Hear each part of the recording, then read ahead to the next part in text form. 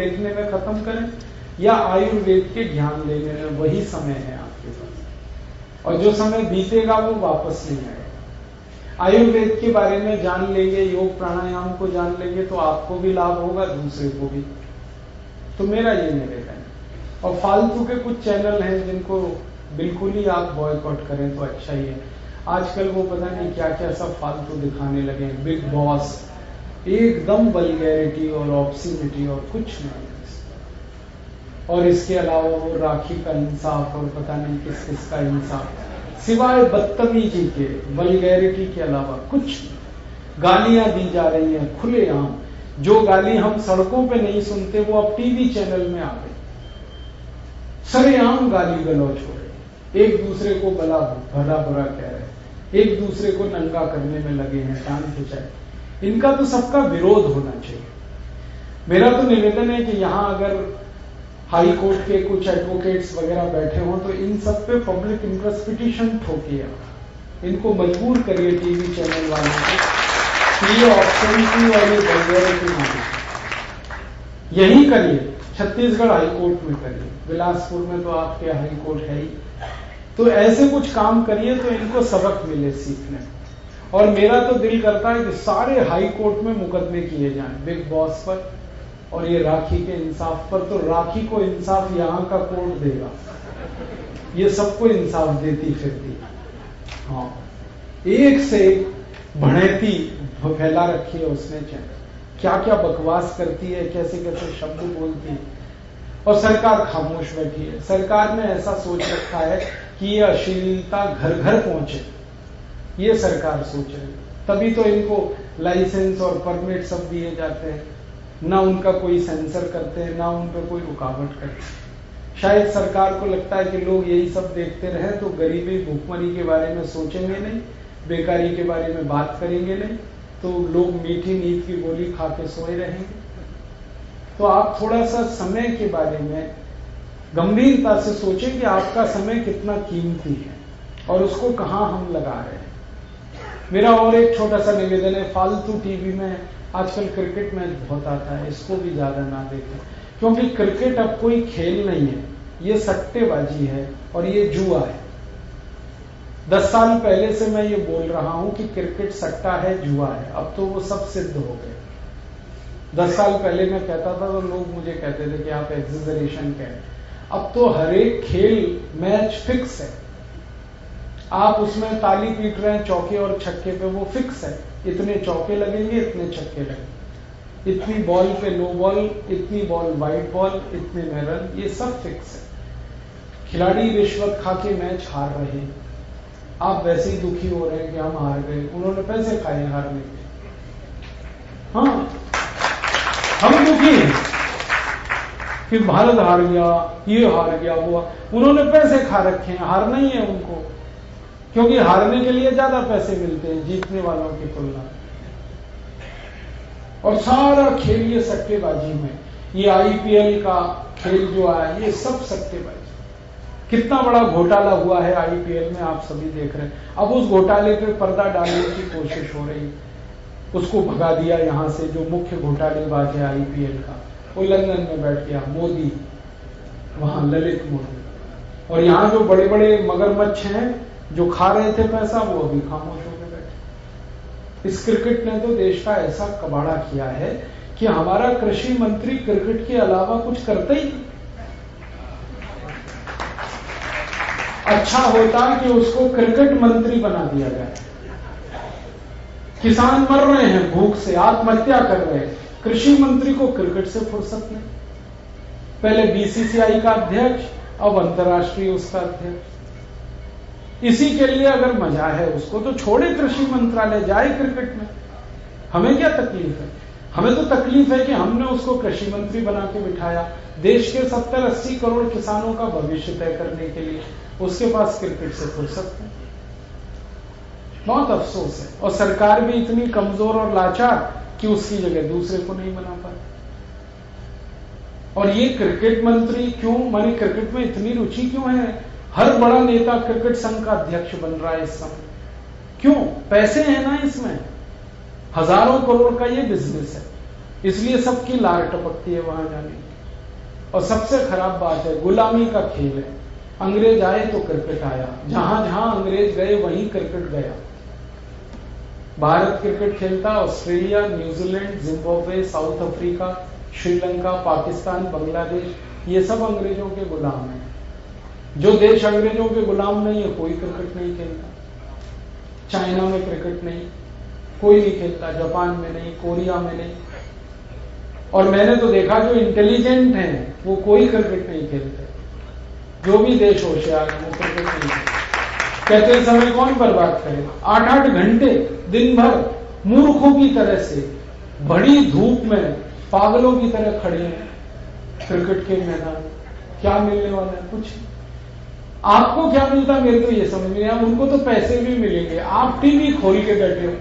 और ऐसे मूर्खों को मैंने देखा है भारत में क्रिकेट का मैच देखते। एक बार मैं सच्ची घटना सुनाता हूं। मैं किसी के घर खाना खाने गया, मराठी परिवार, और एक पिता, एक माता, एक बेटा, 3 थे परिवार में। पिता और बेटा दोनों मैच देख रहे थे और पता नहीं भारत की टीम खेल रही थी। तो कोई खिलाड़ी ने छक्का मार दिया, मैं नाम भूल गया वो खिलाड़ी का। तो महाराष्ट्र में पता है क्या होता है, पिताजी को बाबा कहते हैं, बाबा, बाबा माने पिता। तो वो जो बच्चा था ना वो बहुत एक्साइटेड हो गया और चिल्लाने लगा, बाबा छक्का, बाबा छक्का, बाबा छक्का, बाबा छक्का। अब मुझे तकलीफ हो गई। मैंने उस बच्चे से कहा, भाई तू क्या बोल रहा है, तेरा बाबा कब से छक्का है?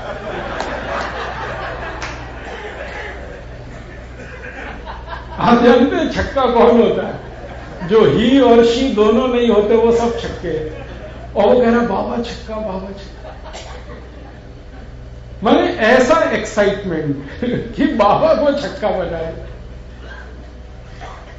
और ऐसे बहुत लोग मैंने देखे हैं, तेंदुलकर आउट हो गया, 0 पे आउट हो गया। अरे भाई तुमको क्या तकलीफ है, तेंदुलकर आउट हो गया या वो डबल सेंचुरी बनाए तो तुमको क्या खुशी है? तेंदुलकर सेंचुरी बनाए या भारत मैच जीते तो क्या गरीबी खत्म होती है, बेकारी खत्म होती है, महंगाई कम होती है क्या, हमारे जीने की आस बढ़ती है क्या, बीमारियां कम होती हैं क्या? कौन सी समस्या का समाधान है जिसके लिए हम क्रिकेट देखते हैं? मुझे बहुत दुख होता है, 8 करोड़ भारतवासी सरकारी आंकड़ों के अनुसार जब क्रिकेट मैच होता है तो सब काम छोड़कर टीवी से चिपक जाते हैं, कुछ करते ही नहीं। बैंकों से छुट्टी ले लेते हैं, न्यायालयों से छुट्टी ले लेते हैं, कोर्ट में नहीं जाते, फैसले नहीं करते, घर में बैठे टीवी से चिपके। कोई इंडस्ट्री नहीं चलाता है वहां नहीं जाएगा, दुकान खोलता है वहां नहीं जाएगा, बैठे। और अगर चला भी गया तो वहां हर समय कान लगा रहता, कितने रन बने, कितने विकेट गिरे, कितने रन बने। पागलों की तरह से हम व्यवहार करते, सामान्य व्यवहार भी हमारा खत्म हो। तो ऐसे फालतू अंग्रेजों की गुलामी के खेल को क्यों हम बेकार इतना तवज्जो दे रहे? और मैं आपसे एक बात बहुत गंभीरता से कहना चाहता हूं, क्रिकेट पर मैंने बहुत रिसर्च किया और मैंने इसके कई दस्तावेज इकट्ठे किए। जब अंग्रेज इस क्रिकेट को लेके आए तो क्यों लेके आए, उसके पीछे का उनका लक्ष्य क्या था? क्योंकि अंग्रेज कोई भी काम ऐसे नहीं करते थे, उसके पीछे बड़ी गहरी उनकी चाल और साजिश होती थी। भारत में क्रिकेट लाए क्यों? यहां के राजाओं के साथ वो मैच खेलते थे और अक्सर राजा उसमें हारते थे। क्यों? क्योंकि अंग्रेज एक्सपर्ट थे इस खेल के और हमको तो आता नहीं था। तो अंग्रेज शर्त लगा के खेलते थे, बैटिंग होती थी। जैसे किसी राजा से मैच हो रहा है और उसमें शर्त लगी है कि अगर राजा हारेगा तो उसका राज्य अंग्रेज ले लेंगे, और राजा जीतेगा तो उसके राज्य में अंग्रेज चले जाएंगे, वहां से निकल जाएंगे। ये शर्तें लगा के मैच हुआ करते थे और ज्यादातर राजा क्रिकेट के मैच में हारते थे और उनका राज्य अंग्रेजों के कब्जे में चला जाता। अंग्रेजों ने पता है क्या किया? भारत के राजाओं के हाथ में क्रिकेट का बैट दे दिया और उनका पूरा राज्य हड़प दिया, और बड़े बड़े खानदान इस क्रिकेट के चक्कर में गुलाम हुए इस देश में। बहुत खराब खेल है। तो आप इसमें फालतू समय खराब ना करें, मेरा निवेदन है। अगर आप टीवी ही देख रहे हैं तो आस्था चैनल, संस्कार चैनल के कोई ज्ञानवर्धक कार्यक्रम देखें। अगर कुछ और देखना है तो हमारे यहाँ कुछ डिस्कवरी चैनल है, एनिमल प्लेनेट है, हिस्ट्री चैनल एक आया है, इसमें कुछ काम की चीजें हैं, उन्हें आप देख सकते हैं। नियम वही है कि समय सीमित है, अब आप उसको कहां खराब कर रहे हैं वो आपके ऊपर है। तो ये मेरी विनम्र विनती है। और एक छोटी सी बात मैं और कहना चाहता हूं कि अपने भारत देश में बहुत भयंकर गरीबी, बेरोजगारी की जो समस्याएं हैं, इनका समाधान अभी आपको ही करना पड़ेगा। सरकार तो इसमें फेल हो गई। हमारी गरीबी, हमारी बेरोजगारी, हमारी महंगाई, ये सब बढ़ती ही जा रही है। न गरीबी कम हो रही है, न बेकारी कम हो रही है, न महंगाई। 64 साल में जितनी सरकारें आई, सबने गरीबी दूर करने के लिए काम किया। एक भी सरकार गरीबी दूर नहीं कर पाई, बल्कि गरीबी और बढ़ी।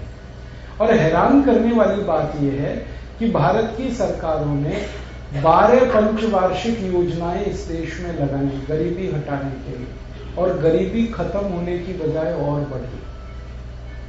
हमारी गरीबी करीब 17 गुनी बढ़ी है पिछले 64 साल। आजाद हुए थे तब लगभग 4 करोड़ 80 लाख लोग गरीब थे, अब इस देश में 84 करोड़ लोग गरीब हैं। आगे और बढ़ने की तैयारी है। हमारे भारत सरकारों के जो आंकड़े हैं गरीबी के बारे में, मैंने एक बार क्या किया कि 12 पंचवार्षिक योजनाओं में गरीबी दूर करने के लिए सरकार ने कुल कितना खर्च अभी तक किया वो सब निकाला। तो अभी तक पता चला कि 180 लाख करोड़ रुपए खर्च कर दिया सरकार गरीबी हटाने के लिए। 180 लाख करोड़, ये इतनी बड़ी धनराशि है कि आप इसको कैलकुलेटर में नहीं लिख पाएंगे, कैलकुलेटर फेल हो जाएगा, क्योंकि कैलकुलेटर में 12 अंक आते हैं और 180 लाख करोड़ लिखने में 14 अंक लगते हैं। इतना धन इन्होंने खर्च कर दिया गरीबी मिटाने के लिए, लेकिन गरीबी नहीं मिटी। कहां गया ये धन?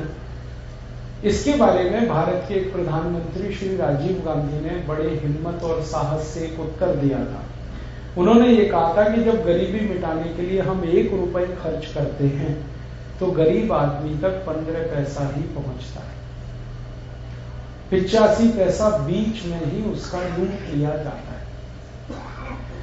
अब आप हिसाब लगाओ, अगर 180 लाख करोड़ सरकारों ने खर्च किया पिछले 64 वर्षों में, तो इसका 85% तो नेता और अधिकारियों की जेबों में चला गया। 15% ही शायद गरीबों तक पहुंच पाए, इसलिए गरीबी नहीं मिट पा रही। हमारे यहाँ ये जो भ्रष्टाचार है ये इतना अधिक है कि दुनिया में शायद ही किसी देश में हो। दुनिया में 200 देश हैं, सबसे भ्रष्ट देशों की सूची में भारत का नंबर आता है, सबसे भ्रष्ट देश। भारत के ऊपर एक देश है पाकिस्तान और एक है बांग्लादेश, उसके बाद भारत, और ये तीनों एक ही कुनबा है। भ्रष्टाचार का सबसे बड़ा एरिया है पूरी दुनिया में। दुनिया भर की संस्थाएं ये अध्ययन करती हैं, संयुक्त राष्ट्र महासंघ, transparency international, tax justice network, ऐसी दुनिया की 20 संस्थाओं ने अध्ययन किया है और सबका कहना है कि भारत करप्शन में टॉप पे, सर्वश्रेष्ठ देश है भ्रष्टाचार में, रिश्वतखोरी में, घूसखोरी। और कैसे होता है वो रोज आप देखते हैं। आज हमारे देश में 11 दिन से संसद नहीं चल रही है, एक बहुत बड़ा घोटाला हो गया है। 1,76,000 करोड़ रुपए का चूना लगा दिया है एक भारत के भूतपूर्व मंत्री ने, ए राजा उसका नाम, संचार मंत्री है, रहा अब तो नहीं, इस्तीफा ने दी। 1,76,000 करोड़ का घोटाला कर दिया। और मजे की बात है कि वो बार बार कह रहा है कि ये सब मैंने प्रधानमंत्री को बता के किया है, ये वो कह रहा है। माने वो कह रहा मैंने अकेले थोड़ी किया, ये सब प्रधानमंत्री को मालूम है जो कुछ मैंने किया। और 3 साल 6 महीने से वो ये कर रहा है, और प्रधानमंत्री की हिम्मत नहीं हो रही थी 3 साल 6 महीने में उसको निकाल के बाहर करें। हमारे देश में ये कहा जाता है कि प्रधानमंत्री बहुत ईमानदार है। ठीक है, हम मानते हैं वो बहुत ईमानदार है, लेकिन हमारे प्रधानमंत्री की ईमानदारी का देश को क्या लाभ मिला? उनके मंत्रिमंडल में रहते हुए किसी ने 1,76,000 करोड़ का घोटाला कर दिया, जो आजादी के इतिहास का सबसे बड़ा घोटाला है। इतना बड़ा कोई दूसरा घोटाला नहीं हुआ। प्रधानमंत्री ईमानदार है, लेकिन उनकी ईमानदारी का हमें क्या लाभ मिला, देश को क्या लाभ मिला? उनकी ईमानदारी का लाभ तब मिलता जब ये घोटाला नहीं हो पाता और प्रधानमंत्री रोकते उसको, तब तो उनकी ईमानदारी का देश को कुछ फायदा है। वरना वो बहुत ईमानदार हैं, क्या करें उसका, उनकी ईमानदारी का। और प्रधानमंत्री के नजदीक ऐसे ही महाभ्रष्ट लोगों की मंडली है। 1,76,000 करोड़ कितनी बड़ी रकम है। मैंने इसका हिसाब जोड़ा था कि ये जो घोटाला हुआ है, ऐसा ही एक और घोटाला हुआ है, कॉमनवेल्थ खेल घोटाला। एक सुरेश कलमाडी नाम का कांग्रेस का बड़ा नेता, उसने बनाई मंडली कॉमनवेल्थ खेलों की और 77,000 करोड़ का भयंकर घोटाला कर दिया। कॉमनवेल्थ खेल का घोटाला तो बहुत अजीब है। कुर्सियां किराए पे मंगाई गई और एक एक कुर्सी का इतना किराया दिया कि उसमें आप 50 कुर्सी खरीद लें, किराया दे दिया उतना कुर्सी। एसी मंगाए गए कमरों में लगाने के लिए, एक एक एसी का इतना किराया दे दिया कि उतने में कई एसी खरीद सकें। समझ में नहीं आता क्या लूट मची। पैसे मिले तो सब ऐसे लूटने में लगे। और एक तो ये खेल ही समझ में नहीं आती। कॉमनवेल्थ खेल का मतलब दुनिया के 71 देश जो अंग्रेजों के कभी गुलाम रहे, वो हर 4 साल में अपनी गुलामी को याद करने के लिए इकट्ठे हो जाते हैं। ये है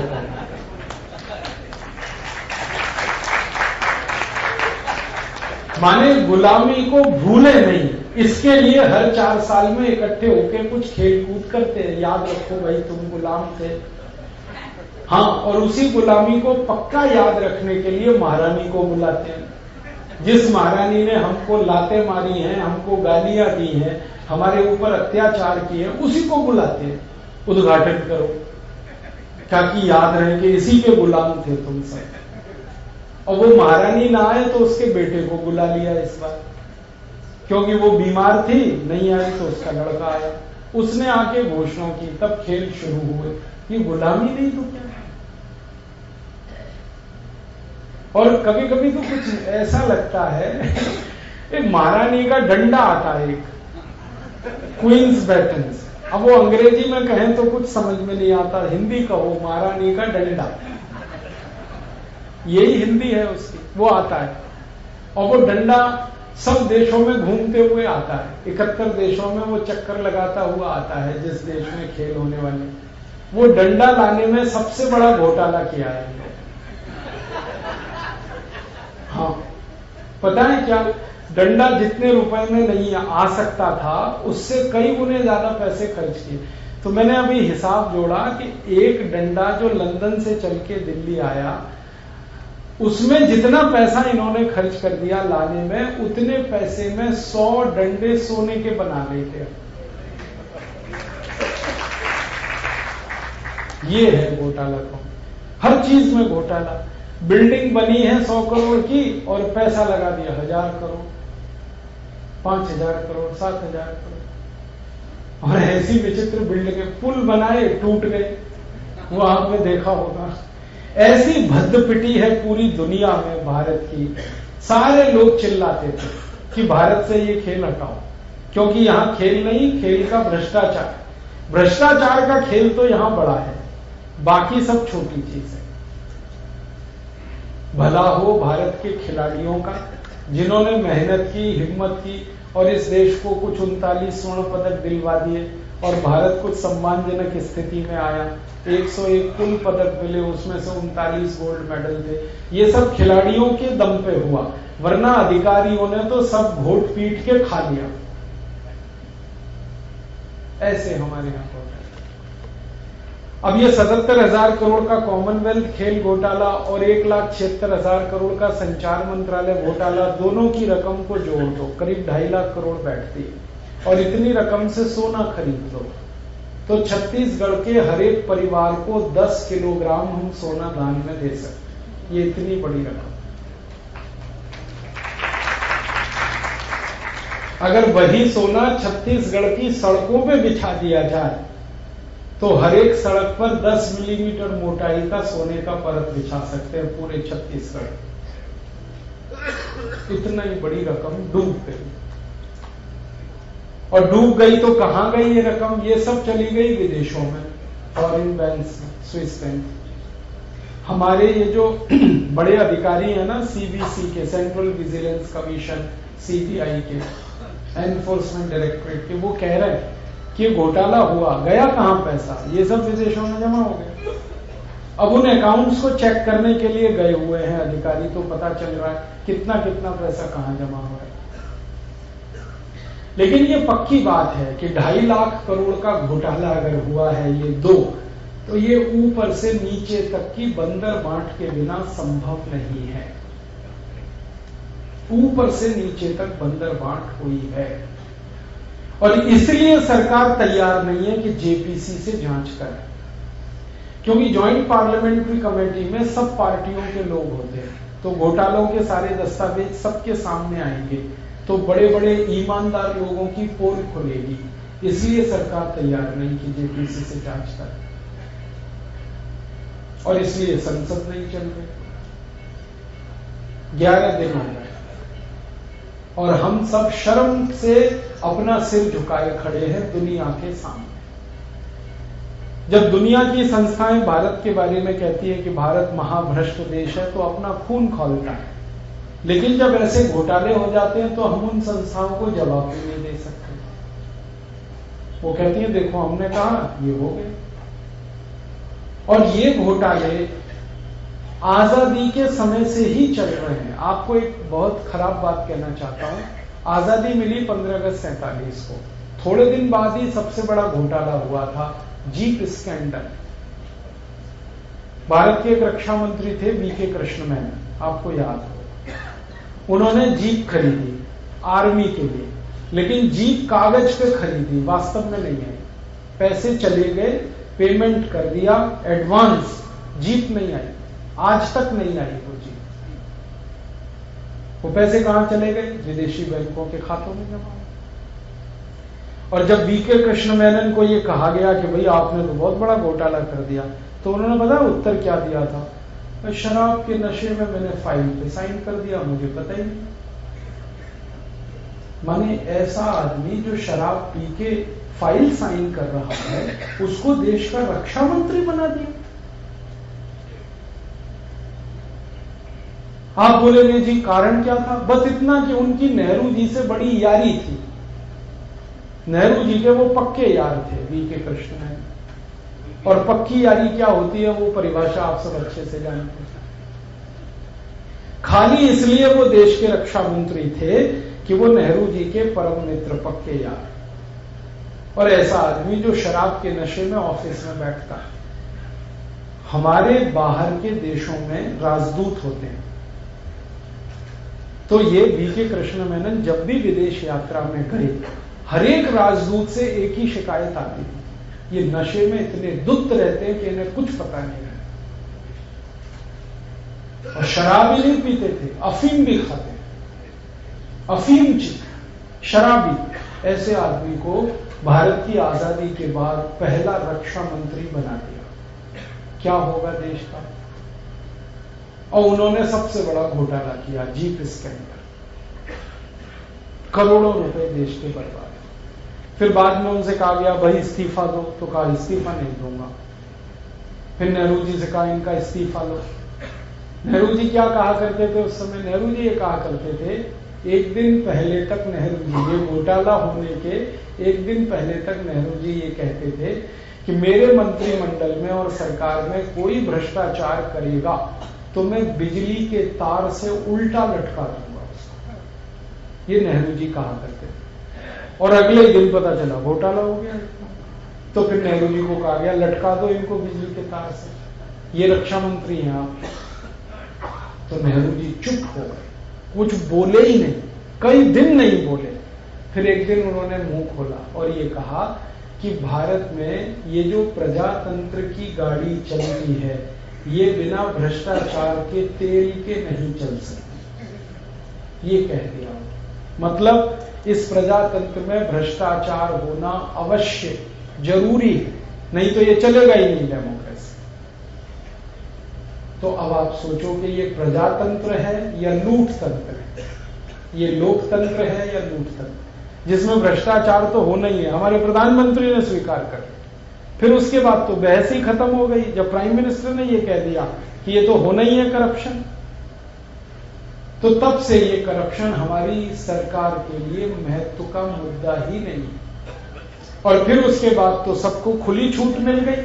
जब प्राइम मिनिस्टर ने ये कह दिया कि भ्रष्टाचार तो होगा ही, तो जिसको जहां मौका मिला वो लग गया। एक बहुत बड़ा स्कैंडल हुआ नेहरू जी के ही जमाने में, चेक पिस्टल स्कैंडल। चेकोस्लोवाकिया नाम का एक देश, अब तो वो खत्म हो गया, अब तो उसके टुकड़े टुकड़े हो गए। पहले वो एक देश था, उनसे कुछ पिस्तौल खरीदी आर्मी के लिए, लेकिन वो पिस्तौल कागज पे आई, वास्तव में नहीं आई। पैसे चले गए, पिस्तौल नहीं आई। बहुत बड़ा घोटाला। फिर उसके बाद एक हुआ नागर वाला स्कैंडल, फिर एक हुआ मुंदड़ा स्कैंडल, और फिर तो लाइन लग गई, घोटाले घोटाले घोटाले। हम लोग इस पर थोड़ा अध्ययन कर रहे हैं, स्टडी कर रहे हैं, इसके कुछ दस्तावेज इकट्ठे कर रहे हैं, जानकारी ले रहे हैं। तो अब तक ये पता चला है कि सबसे पहला घोटाला जीप स्कैंडल, और आज का जो सबसे अंतिम घोटाला माना जाए ए राजा स्कैंडल, इतने बीच में जितने घोटाले हुए हैं उसमें भारत का 340 लाख करोड़ रुपए का नुकसान हो चुका है। 340 लाख करोड़। आप बोलेंगे ये कहां गया पैसा? ये सारा पैसा भ्रष्ट नेता और अधिकारियों ने अपने विदेशी खातों में जमा कर लिया। अभी स्विट्जरलैंड में भारत के भ्रष्ट नेताओं के 84,000 अकाउंट्स हैं। स्विट्जरलैंड बैंक 330 बैंक हैं, 84,000 अकाउंट्स हैं। उनमें इस समय 280 लाख करोड़ रुपए जमा है भ्रष्ट नेताओं का, अधिकारी। और स्विट्जरलैंड जैसे दुनिया में 70 देश हैं, जैसे एक पनामा नाम का छोटा सा देश है, वहां की बैंकों में इसी तरह से ट्रिनिडाड है, टोबैगो है, ऐसे छोटे छोटे देश हैं, टिम्बकटू माने बिल्कुल टापू जैसे, वहां की बैंकों में और 60 लाख करोड़ जमा इन्हीं भ्रष्ट नेताओं। 340 लाख करोड़ हमारा वहां चला गया। ये पैसा आपका है, ये पैसा मेरा है। आपने टैक्स में दिया, मैंने टैक्स में दिया, और हमने मेहनत से कमा के सरकार को ये टैक्स में दिया। भारत के लोग बड़े मेहनत से पैसे कमाते हैं, जो कमाते हैं वो ही जानते हैं कि पैसा कितनी मेहनत से आता है। सरकार हमसे टैक्स में ले लेती है, फिर ये भ्रष्ट नेता उसकी लूटमारी करते हैं। ये तकलीफ की बात है। हम टैक्स सरकारों को देते हैं, क्यों? क्योंकि हम मानते हैं उससे देश का विकास होगा। और सरकार ऐसा विज्ञापन करती है, रोज टीवी पे आप देखो, इनकम टैक्स भरो, सर्विस टैक्स भरो, आता है ना टीवी में एडवर्टीजमेंट, आप देश की तरक्की में मदद करोगे, विकास में मदद करोगे। ये झूठा विज्ञापन रोज हमें दिखाया जाता है। हम टैक्स भर रहे हैं, अपनी तरफ से भारतवासी पूरी मेहनत और ईमानदारी से कमा कमा के टैक्स देते हैं, और एक नहीं 64 तरह के टैक्स हम देते हैं जो दुनिया में कोई नहीं देता। हम इनकम टैक्स देते हैं, हम कॉर्पोरेट टैक्स देते हैं, हम सेंट्रल एक्साइज देते हैं, हम सेंट्रल सेल्स टैक्स देते हैं, हम वैल्यू एडेड टैक्स देते हैं, हम सर्विस टैक्स देते हैं, रोड टैक्स देते हैं, टोल टैक्स देते हैं। 64 तरह के टैक्स हम देते हैं। शायद ही कोई देता है दुनिया में इतना टैक्स जितना भारत के लोग देते हैं। हमारी खून पसीने की कमाई में से देते हैं। आपको मैं एक सामान्य बात बताता हूं, आप जब जिंदगी में 100 रुपए कमाते हैं तो हर 100 रुपए में से 70 रुपए आपका टैक्स में चला जाता है। ये मालूम है आपको? डायरेक्ट और इनडायरेक्ट दोनों तरीके से। डायरेक्ट टैक्स में आप दे देते हैं इनकम टैक्स और कॉर्पोरेट टैक्स। कॉर्पोरेट टैक्स कंपनियां भरती हैं, लेकिन वो आपसे लेती है, कंपनी अपनी जेब से थोड़ी देती है। कंपनी जो कॉर्पोरेट टैक्स भर रही है उसका पैसा आपकी जेब से लेते हैं, अपनी वस्तुएं बेचकर महंगी। तो आप 2 डायरेक्ट टैक्स देते हैं, एक तो कॉर्पोरेट टैक्स, दूसरा इनकम टैक्स, और बाकी 62 तरह के इनडायरेक्ट टैक्सेस देते हैं। बड़ा विचित्र देश है जहां इतने टैक्स हैं। हम उत्पादन करें तो उस पर टैक्स भरें, उत्पादन करके बेचें तो बेचने पर टैक्स भरें, बेचकर मुनाफा कमाएं तो मुनाफे पर टैक्स दें, अपने सामान को एक जगह से दूसरी जगह ले जाएं तो जहां से लेके आ रहे हैं वहां टैक्स दें, जहां लेके आए हैं वहां टैक्स दें, जिस सड़क पर